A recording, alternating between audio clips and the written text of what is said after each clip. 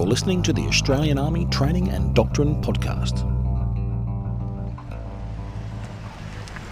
How are you? Good, how are you this afternoon? Not too bad. Where are you off to? Keep following the U. This is Exercise Hamel 2016. I'm Captain Sharon Mascall-Dare and I've come to the traffic control point into Camp Baxter to talk to two members of the military police here. So first of all, would you like to introduce yourselves? Hi, I'm Lieutenant Megan Pate. I'm currently posted with Charlie Company 1MP Battalion. And hi, I'm Cassie Radunz and I'm currently posted to the Military Police Dog Element located in Oakey, Queensland. So first of all, Megan, tell us about your role here on the exercise.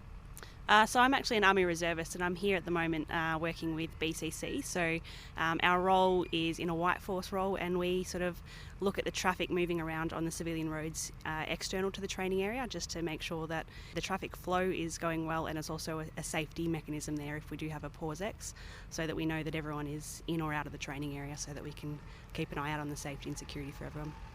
And what kind of training have you received in order to perform that role?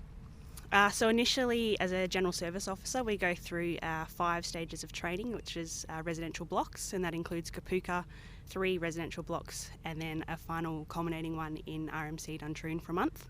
And from there, I was posted to military police, and I did the Service Police Officer Basic course, and that was 4 months up at Holsworthy with the School of Policing. Gives you an understanding of all the capabilities and roles that we do as military police.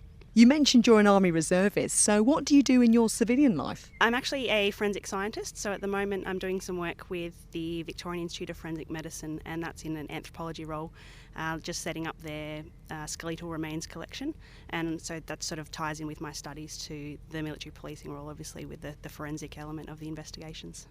How does that then cross over? You mentioned there's a bit of similarity there. How does that work? So within military police, one of the roles that we have is divisions of ADFIS, and they do the more complex and serious investigations, and so they actually have some forensic training in that if there is any event that requires investigation that's complex within Australia or anything that does happen overseas in a deployed environment, they're sent along to investigate and they can cordon off the crime scene and have a look at collecting the evidence basically, and that ties in obviously with the forensics that I do. So that's just one element of what we do as military police. Do you find then that you're frequently using your training from your civilian work in forensic science in your work in the military police in the Australian Army? Yeah, so particularly in the investigation role, did a bit of training with the ADFIS course, and that was again another 2 months at the School of Policing, and so that crossed over quite a bit with the crime scene and understanding how that evidence chain is linked and also how they process the evidence down the stream of the investigation.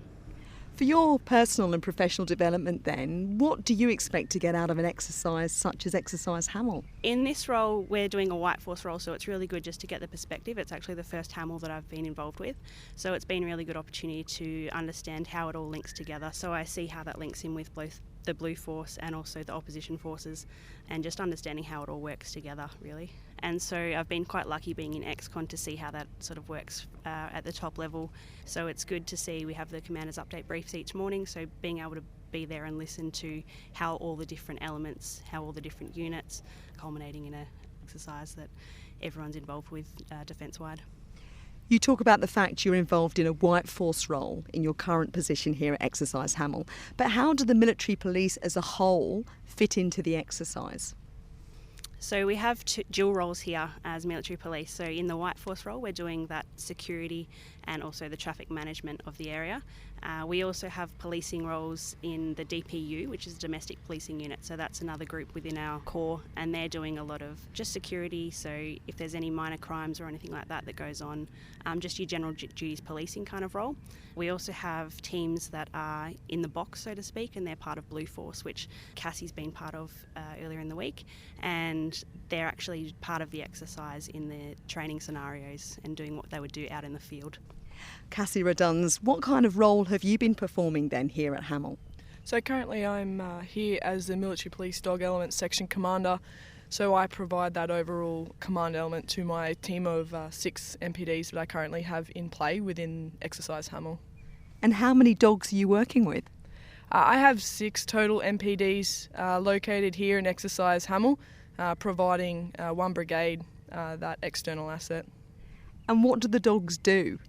The military police dogs are currently trained in helping provide a search and apprehension role of humans. So being able to provide that tracking capability and off-lead search capability with the intent that they also aid in the apprehension of a non-lethal perpetrator. I'm assuming you must be a dog person then. You must like working with dogs to do the job you're doing here. Definitely, they're much easier to work with than humans. They love you better, they don't answer back, and they seem to do as they're told on 90% of the occasions. How important is it then for military police to have that dog capability as part of what you do?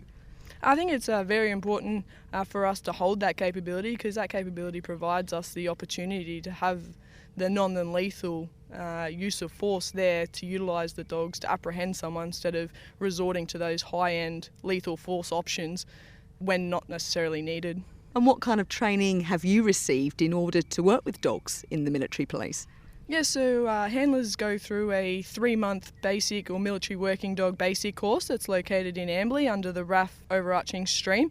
Once they've completed that course, they come back to the military police dog element located in Oakey, where we conduct about a 2-week in-field phase just to consolidate their skills, and then from there they work closely with their section commander and platoon sergeant in order to continue that training and certify their dogs within the 12-month period. And give us some examples of the kinds of things specifically you've been doing on Exercise Hamel that's involved your dog handling skills. So the handlers have been specifically involved in a lot of the NEO operations located down in Whyalla, and also providing the brigade commander, one brigade commander TAC party. We provide a capability to him in order to provide that extra security and early warning, especially if at night time we can stake them out within the position so that we can get any early warning if enemy are trying to infiltrate the area. And also especially with POM, so public order management, controlling those rowdy crowds and potentially even just de-escalate a situation before it gets out of control.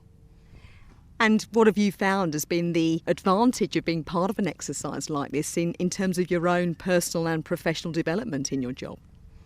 I think for myself it's getting an understanding of how a bigger picture works, getting exposure to all the different assets, as well as for the dogs. We bring them down here so that they also get exposed to all the different assets that the wider army and also foreign forces bring to the plate, so the dogs become well-rounded. We get to test their training and their aspects as well, and also for my handlers it's good experience for them to get out here and almost consolidate their skills that I've been working with them quite closely, training up throughout the year.